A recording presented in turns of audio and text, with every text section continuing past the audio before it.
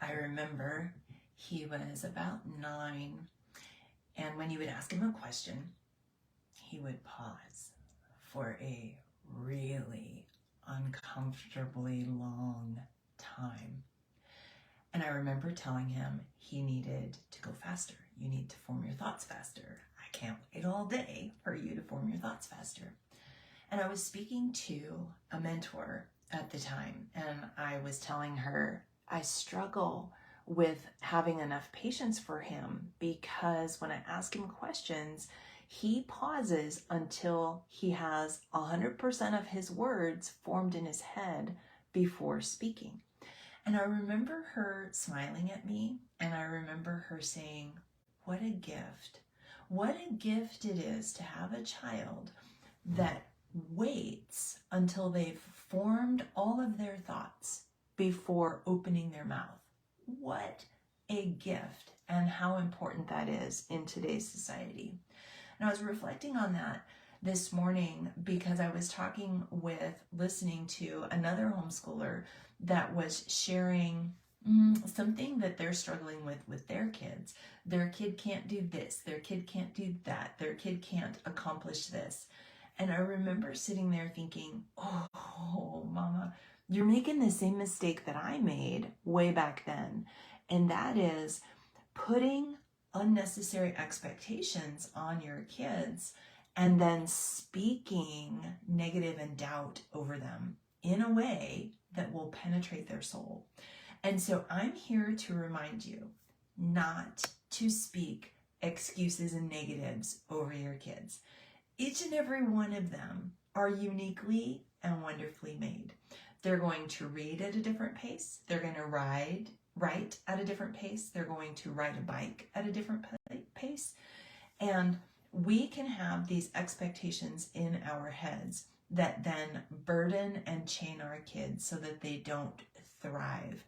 So if, like me, you find yourself at any point in your day saying things like, you're too slow, you're too loud, you're too quiet, you take too long, this should not be that hard for you, I hate this subject, but you need to do it anyway.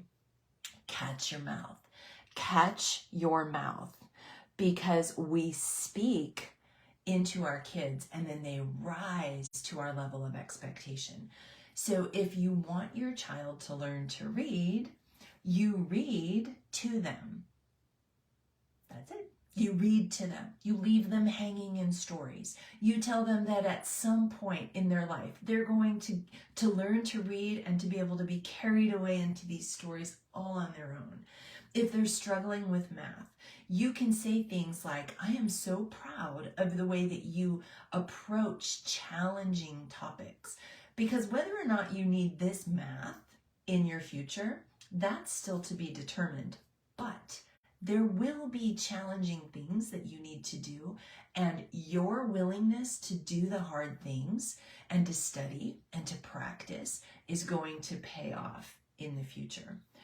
You know, when your kids are slow, when they're quiet, when they're dawdlers, when they're dreamers, when they're painfully shy, our words can become self-fulfilling prophecies.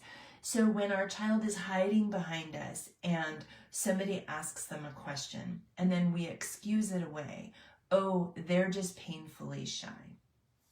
Okay, that may be true, but then are we taking them home, our kids, and standing them 5 feet away from us and saying, okay, for the next year, we're going to practice how we meet people, because sometimes I find myself a little bit nervous. So it helps me to practice. So take turns. You stand somebody 3-5 feet away from you, and then you say, hi, my name is, and then you make up funny names, Snuffleupagus, Mr. Hippopotamus with the purple tail, whatever.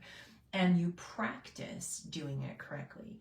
And instead of saying, you're so shy, you can say, we're going to work on how we do this in public. And you are going to get this with practice, I promise. So be careful with the words that you speak over your children. and I'm speaking to myself at the same time, be careful the words that we speak over our kids. Be careful when we excuse their behavior, because dream with me. I have 5 kids and my youngest is almost 18. I've been homeschooling over 25 years, a long time. And I can tell you that they eventually learn to read.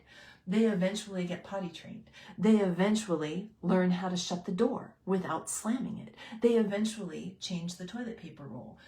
But the words that we speak to them when they're little and as they're training snowball and help them become more and more confident. Because our goal is not to release kids that are paralyzed socially, that look at a challenge and then wither. Our goal is to release confident kids, kids that are experts at communication, both on paper and both in spoken form. Our goal is to release kids that when they see a problem, they know, hey, there's somebody out here that understands how to do this. I'm going to find that expert and I'm going to have them teach me. Our goal is to release our kids so that they soar, not so that they fall off the cliff of the Grand Canyon and plummet like Wile E. Coyote in a big puff of smoke.